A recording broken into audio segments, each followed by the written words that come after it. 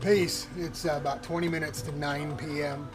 on the 22nd. On Saturday, we're going to have to come out tomorrow after church and finish off the hub project. Mini lathe is, I think I had it right when I said the old girl. Obviously, mini lathe is of the femaliest type because she got no balls. The motor is smoking hot. I got this little fan over here blowing on it. So hot you can't touch it. It's literally cooking, and it's because it's been running at 100% power on the rheostat, and trying to take even half a bite.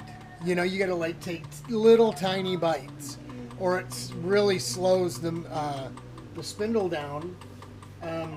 And it chatters, you know, it'll chatter like crazy. So I think in the future, maybe we look at getting a bigger, badder motor on there and turning she mini lathe into he lathe, massive guns lathe. Because this is just, this is ridiculous. I mean, I'm making chips. I mean, I've cleaned it up 2 or 3 times.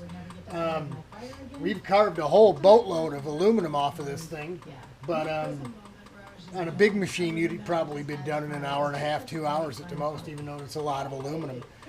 You just shift gears, baby, and just keep tearing it up. I got these Harbor Freight cutting tools.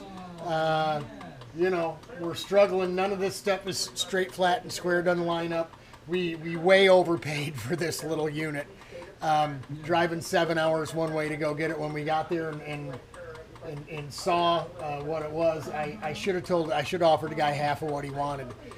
I know the reason he wanted what he wanted for it is because he put a bunch of money into the rheostats, into the power boxes, and the motors and stuff that are running the spindle and the feed on this thing. So it's like anything else. My brother Kenny would get a go-kart and strip it down and powder coat it and get everything from top to bottom, front to back, up and down. Put $2,000 into building a go-kart and end up selling it for $1,800 or $1,500 and losing his rear because he gets in a big hurry to get paid. And so, I mean, it's been worse. He's spent $3,500 and only got $2,000. He's lost a bunch of money. So I get it. It is what it is. It's just a little hobby lathe for cutting nylon bushings and stuff like that. It works great. Little stuff, polishing, sanding, works good. But physically cutting a whole bunch of aluminum off a 3-inch piece of 6061, not the best idea until we get a bigger motor. Been ragging on Richie we got a new pump for my old air compressor, and there's a nice motor on there. There's a new pump. We got a new pump for free. It's a 2-cylinder pump from Harbor Freight. The girl that owns our house, Sherry's girlfriend, Cheryl, how you doing, sweetie?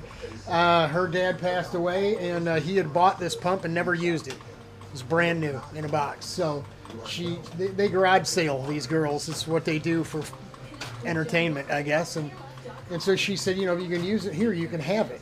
So I know darn well, going back and looking on the website, it's a $200 pump. So bottom line is I wanted Richard to get this, you know, take some time, fix it up, and get rid of that boat anchor that's in his garage, because that thing won't even run a DA sander. It won't, Rich. To be honest, it won't even run a DA sander. So, you know, maybe he get him working on this project at some point, and then steal the motor off of his air compressor for mini lathe. What do you think about that, Rich? I'm dirty, tired, my back is sore. I should have used the anti-fatigue mat over here because now my feet hurt, but I did also go out and cut 2 lawns while it was cooling off the first time, the old motor there. So we're going to fill up on some more water and get in, and like I said, it's almost 9 o'clock, so we'll get us a little grub, get us a little shower time, and we'll be back out tomorrow to bring you some more finished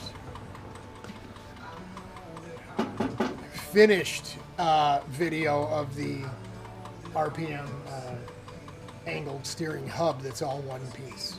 So. From Racing Roseville, this is Robert, and I've had enough for today. God bless y'all. Godspeed. I love you, and I'm praying for you. Peace out.